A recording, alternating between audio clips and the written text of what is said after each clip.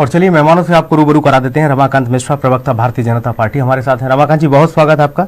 शौकत अली हैं समाजवादी पार्टी से हमारे साथ। शौकत अली जी, आपका बहुत स्वागत है। निरंजन पोद्दार जी हैं वरिष्ठ पत्रकार, विशिष्ट टिप्पणी के लिए। निरंजन जी, आपका भी बहुत स्वागत। निरंजन पोद्दार जी, सुनने को तैयार नहीं। विपक्ष जाहिर तौर पर हमलावर होगा, सत्र चल रहा है और इस तरह की घटनाएं जब होंगी तो लाजमी है कि विपक्ष सरकार पर तमाम आरोप प्रत्यारोप के साथ साथ कटघरे में खड़ा करेगा और पूछेगा कि आप जो वादा कर रहे हो उस वादे की नजीर ये है, तस्वीर ये है। ठीक, अब सवाल ये है कि आखिरकार ये भी पूछा जा रहा है कि भाई ये योगी जी के प्रदेश को किसकी नजर लग गई है? जो आरोपी है मुख्यतः उस हत्याकांड का जिसका वो गवाह था, वो गुजरात की जेल में बंद है, उसके बेटे जेल में बंद है। और किसके इशारे पर यह हत्याकांड को अंजाम दे दिया गया? इकलौते गवाह को, वो भी भारतीय जनता पार्टी से प्रत्यक्ष तौर पर उमेश पाल जुड़े हुए, उनको गनर मिले हुए, सिक्योरिटी मिली हुई। निरंजन पोद्दार जी, देखिए सुनील जी, निश्चित रूप से इस चीज के अंदर कोई दो राय नहीं कि आज उत्तर प्रदेश के कानून व्यवस्था के ऊपर एक प्रश्न चिन्ह लगा है। इसमें आप कहीं पे भी कोई निसंदेह बात मान सकते हैं इस बात को।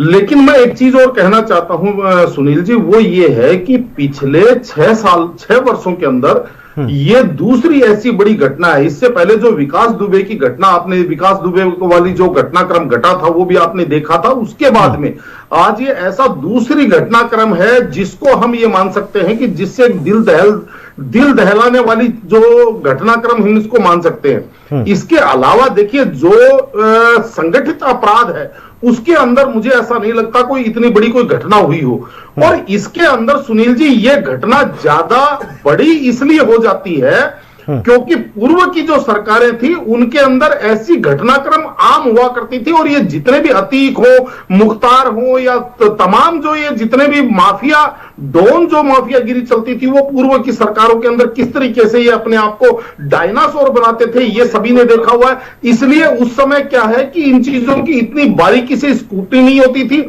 और अब जो जिस तरीके से जो कल घटनाक्रम घटा है सुनील जी, इस घटनाक्रम को मैं ये मानता हूं कि इन लोगों ने शासन को चुनौती दी है, इन लोगों ने उत्तर प्रदेश को चुनौती दी है, इन लोगों ने उत्तर प्रदेश की सरकार को चुनौती दी है।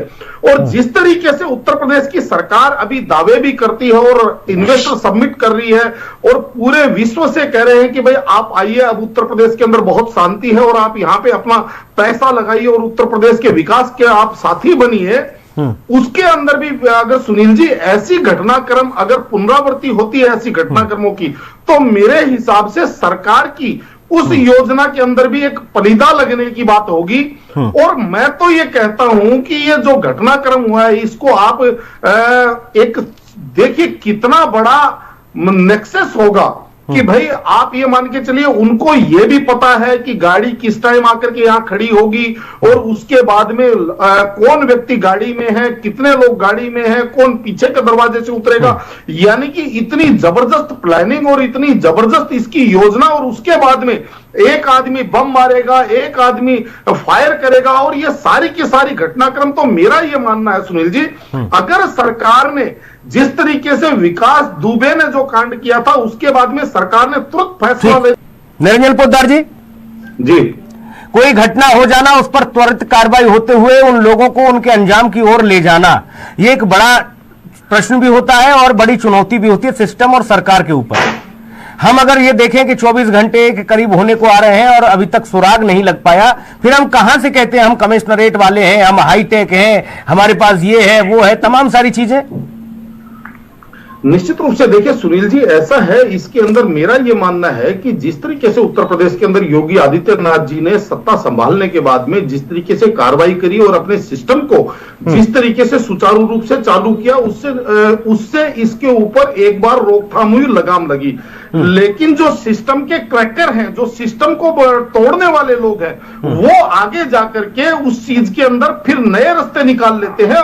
और साथ में ये चीज भी मैं आपको बता दूं, जैसे अभी समाजवादी पार्टी के प्रवक्ता कह रहे थे कि जो शासन और जो प्रशासन के अंदर जो लोग बैठे हुए हैं वो फिर क्या है कि बाकी की चीजों को एक रस्म अदायगी वाली चीज समझ लेते हैं कि भाई हमें जो है ना क्षेत्र के अंदर 4 जगह बुलडोजर चलाना है, 4 लोगों को लंगड़ा करना है, फलानी चीज को ये करना है और ये करके अपनी रस्म अदायगी पूरी करनी है। लेकिन इसमें सुनील जी आवश्यकता किस चीज की है? मैं रमाकांत जी को और सरकार को आपके चैनल के माध्यम से ये सुझाव देना चाहता हूं, इसके अंदर आवश्यकता डे टू डे बेसिस पे अपग्रेडेशन की है। जो सिस्टम आज के 3 साल पहले जो फुलफिल कर रहा था वो सिस्टम शायद अब आगे फुलफिल ना कर पाए, इसलिए जिस तरीके से अपराधी लोग अपने सिस्टम को अपग्रेड करते रहते हैं, शासन के ऊपर चलने के लिए अपने आप को अपग्रेड करते रहते हैं, उसी तरीके से सरकारों को भी ऐसा मैकेनिज्म बनाना पड़ेगा कि वो भी निश्चित रूप से रोज के हिसाब से वो अपने आप को अपग्रेड करे और